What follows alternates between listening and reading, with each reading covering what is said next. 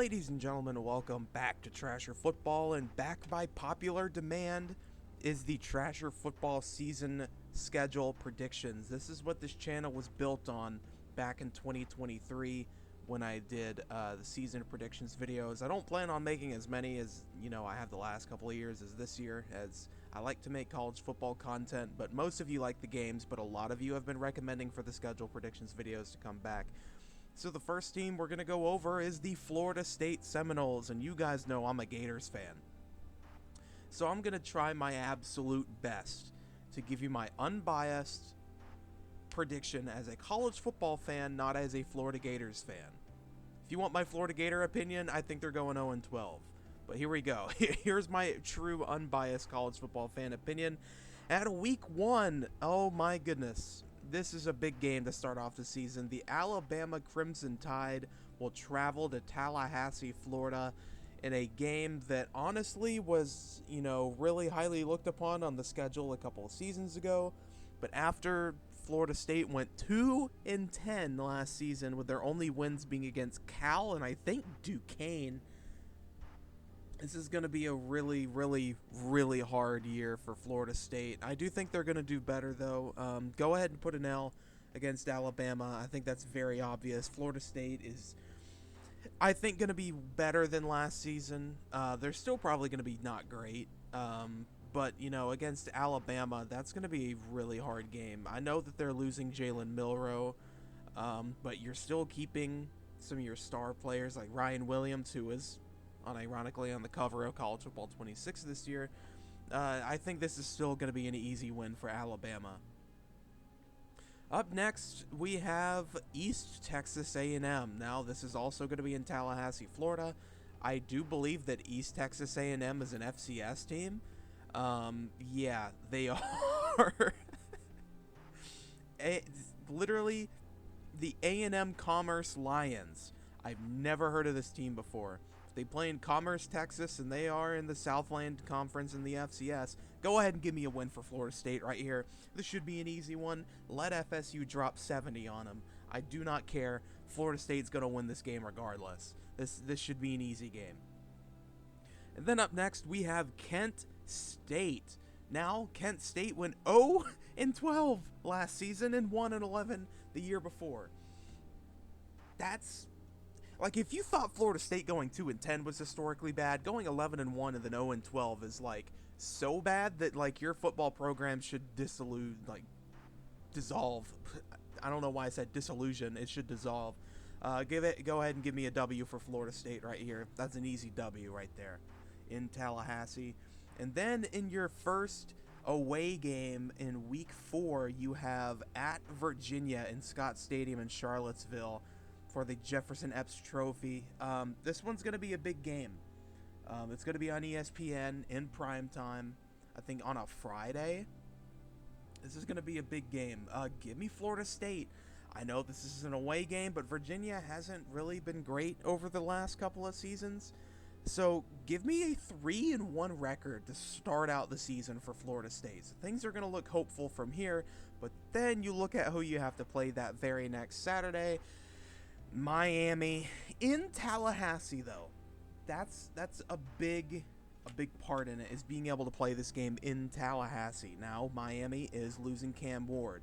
They are losing Xavier Restrepo. But they're going to be losing a lot of players this upcoming season. I still think Miami is a conference contender up in the ACC with Clemson and SMU. Give me Miami to win this. I think that should be an obvious one right there. Miami won 36-14 last year. This Florida State defense I still think is going to be good, but this offense is just going to have a tough time. I think Castellanos will be able to do something, but we'll have to see. And then up next, you have to play against Pittsburgh. Now, this one was really hard for me. I was bouncing back and forth. There's 2 games on my list that I was bouncing back and forth on for if I think that they're going to win or lose. Now, Pitt last year went 7-6 under Pat Narduzzi. They started off the season 6-0. Or no, 7-0. And then they lost their last 6 games. That's embarrassingly bad. But if you can carry some of that momentum into the next season, as long as you're not losing any important players. I mean, the biggest transfers that they've lost were not really that big. They pulled in Eli Holstein from Alabama, and that's about it in the transfer portal. Go ahead and give me Pitt. I think Pitt's going to win this one in a close one in Tallahassee. I've been flippity-floppity on this game for a while, so go ahead and put Pitt on there for me for the win. And then, oh my goodness, you have to travel all the way from Tallahassee to Stanford in a conference game at 10:30 p.m. Now, I don't know if that is local time or Eastern time, or local time as in Pacific time, because, you know, Stanford's in the Pacific time zone, but they play in the Atlantic Conference. Yippity-doo, yippity-da. Give me Stanford. Florida State's team is going to be very tired. I expect a little bit of jet lag. Stanford hasn't been a great football program over the last couple of years. I think just purely of the fact Stanford gets an upset win a season, every season, one or two of them. I think this is going to be one of them. Give me Stanford in Stanford Stadium. That Florida State team is going to be very tired. And then on November 1st, you have Wake Forest. Now, this was another one of the few games that I had trouble picking today. Wake Forest is another one of those teams that's just been very inconsistent. Now, this is going to be in Florida State's homecoming game. This is going to be their head coach's first season, I believe. I don't know his name, though, but last season they went 4-8. Okay, here we go. The new coach's name is Jake Dickert. Okay, that is an interesting name right there. Wake Forest went 4-8 last season. Give me Florida State to win this one. I almost went with West Virginia, Wake Forest, but Florida State, I think, is just going to be a bit better than Wake Forest, especially given the fact that it's going to be in Tallahassee. That one should be an easy one, especially in homecoming. And then the next week you have to play at Clemson. Now, Clemson made it and won the ACC championship. I keep wanting to say SEC. Last season against SMU with a last-second walk-off field goal after that magnificent kick return. If you guys remember that game, you get brownie points right there. This should be an easy one. This is going to be in Clemson. I'm guessing this will probably be a night game. Nothing is confirmed yet, but give me the Tigers in this one. This should be a very easy game. And these last, 5-6 games of this schedule is insane, because, 3 of the last 4 are going to be away, and 4 of the last 6 are going to be away. So, poor Florida State. But in the next game, it'll be your senior night against Virginia Tech on November 15th in Tallahassee. Now, this is another one that I was also a little bit flippity-floppity on, but go ahead and put a W down for Virginia Tech right here. This is going to be Brent Pry's 4th year. Now, last year, Virginia Tech went 6-7. Not impressive, really. I mean, they went all the way to the Duke's Mayo Bowl, disappointed against Minnesota. They beat Virginia last year. They beat Georgia Tech, who was very up and down last season. I mean, this should be an easy game, in my opinion. I think Florida State should win this one. So give me a W for Florida State against the Hokies. And then in your last conference game, you have to play at North Carolina State in Raleigh, North Carolina. Now, this one is going to be another one of those hard ones to predict. This whole entire Florida State schedule is going to be hard to predict. I could see them going 2-10 again. I could see them going 10-3. You know what I mean? But I'm trying to meet in the middle. I think just purely of the fact that this is going to be an away game in prime time. I think this is also a Friday night game at 8 p.m. Give me North Carolina State. It's going to be on ESPN. That's going to be a very fun game to watch, because Friday night games are just always really fun. But yeah, give me North Carolina State. I do think that this is going to be a very close one, though.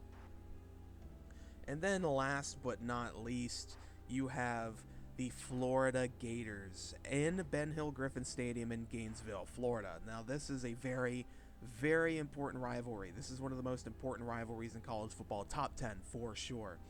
If we look back at the game results, Florida State beat Florida in Gainesville in 2023, 24-15. That was a very, sad game to watch. You know, Florida had the lead for a lot of the game.